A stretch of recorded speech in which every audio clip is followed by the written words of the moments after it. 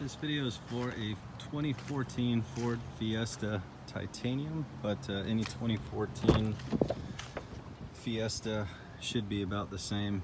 This is to remedy the clicking noise when you first turn on the ignition and you get the clicking sound coming from the dash. That is the AC heat blending actuator. There's two of them though. I didn't know this until recently. One is underneath the steering column, located right there. That device right there, that's the first one. And then there's one that's almost identical to it. That's on the passenger side. If you drop the glove box down, you'll see it connects right here. This is the connector for it. I've already disconnected it. The device looks like this. This is what the actuator looks like. It has a male gear that comes out like that, and there's a gap here that aligns with a notch inside the car up in there. The difference being the one on the passenger side is a 2-pin connector, and the one on the driver's side, which I've already reinstalled, I believe is a 5-pin connector. Otherwise, they look identical, very similar part numbers, very easy to get mixed up. I actually tried to replace this one and had to go back to the auto parts store a handful of times because they kept giving me this one. When you open these up, if you remove these, or not remove, but if you pull back on these little tabs and open this guy up, you're gonna find a couple of gears in here that work together with a motor that's shadowed underneath this piece here.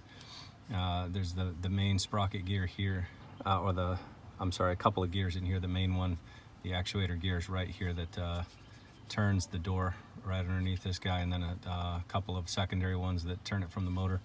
Anyhow, what happens is these little teeth inside, they break off over time, so you wind up getting the slippage here of this main actuator, and the teeth just can't engage with each other, and you start getting that annoying tick tick tick, and then either your AC doesn't work, or or with this one up here, you have trouble controlling whether it comes out through the glass or out the main vents here. So that's what that one seems to do.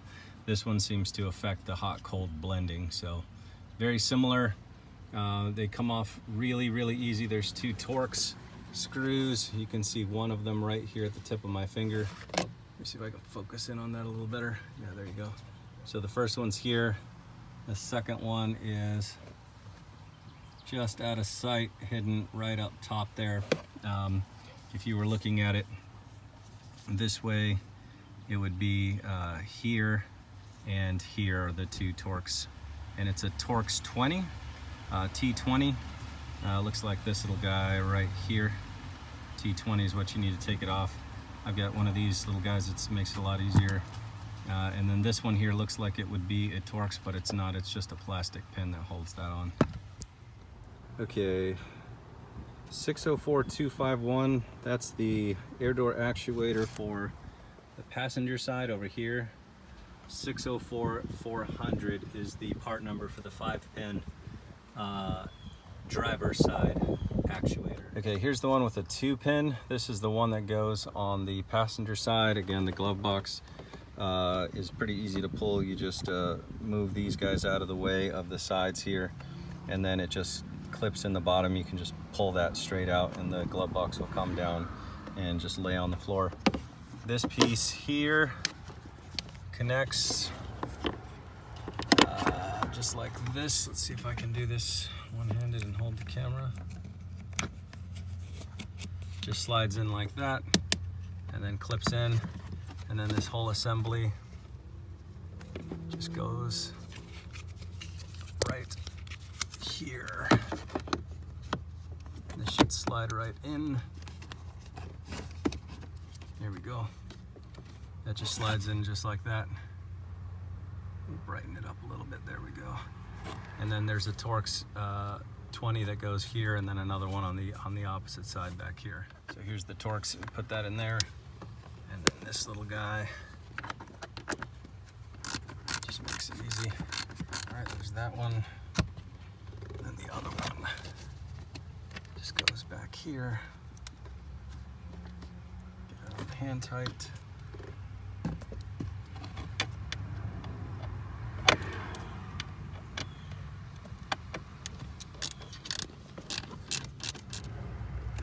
Okay, that one is reinstalled now. That's a new unit. Reinstall the glove box. Hold this.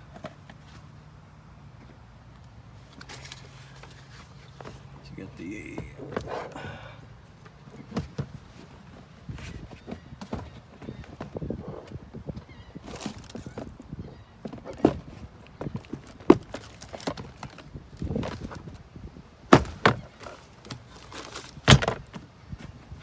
that's it.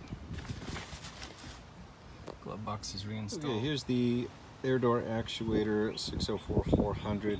This is the part number for the driver's side. It looks identical, as you can see, to the other one. The exception there being the 5 pins, where the one on the passenger side only has 2 pins. Everything else about this is identical. Goes on the same way. So let's install it now and see if that fixes the problem. So again, Torx 20, this little guy right here. I'm going to get under here.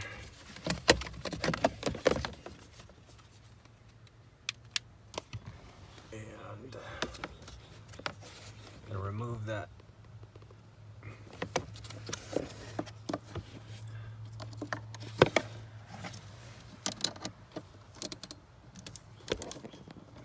on it. Still had apparently one more broken tooth that I didn't see, that I wound up finding later. So now we're just going to remove this, replace it with a brand new unit, and that should clear up any faults we're having.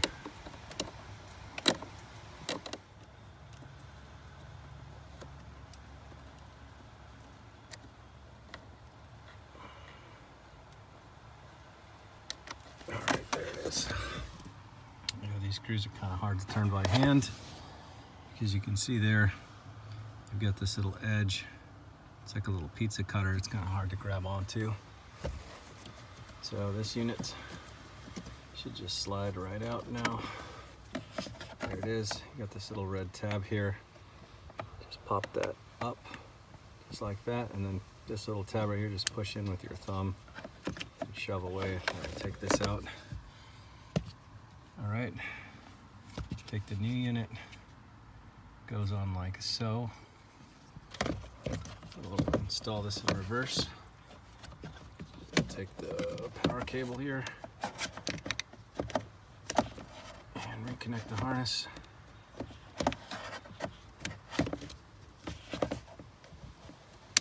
Push it in, clip the red part back down, and flip it around. Get ready to reinsert it back the way it came.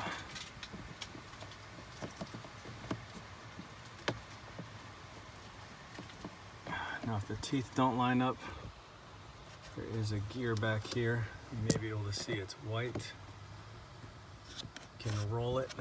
There it is right there. You can roll that up or down with your thumb, and that will reposition the opposing gear in there that this thing grabs into, and it'll line up that way. You can hear it click in there. Okay, now we just take the hardware and install it back just like we did the first time, just like we removed it rather. Just put it back in just like it was. Get it hand tight, take our Torx bit, put it on there,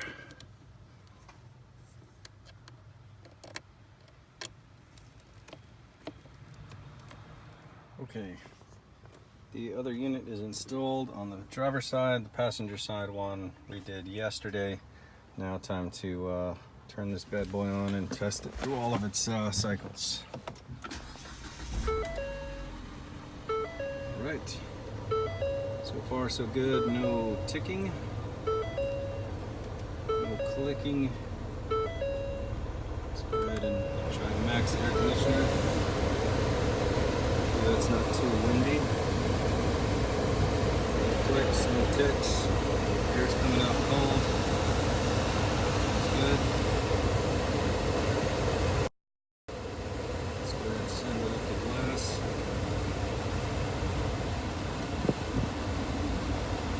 Alright, they've shifted up to the glass.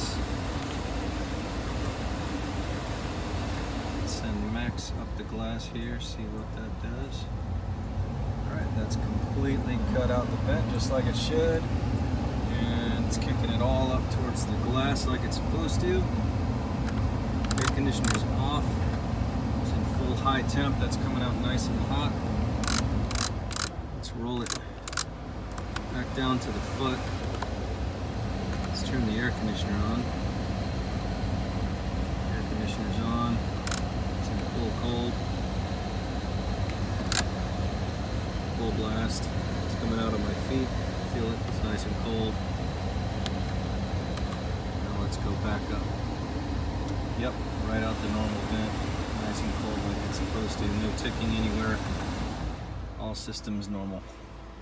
That's it. That's all there is to it. To finish this job, what we'll do is we'll put the plastic back on the steering column.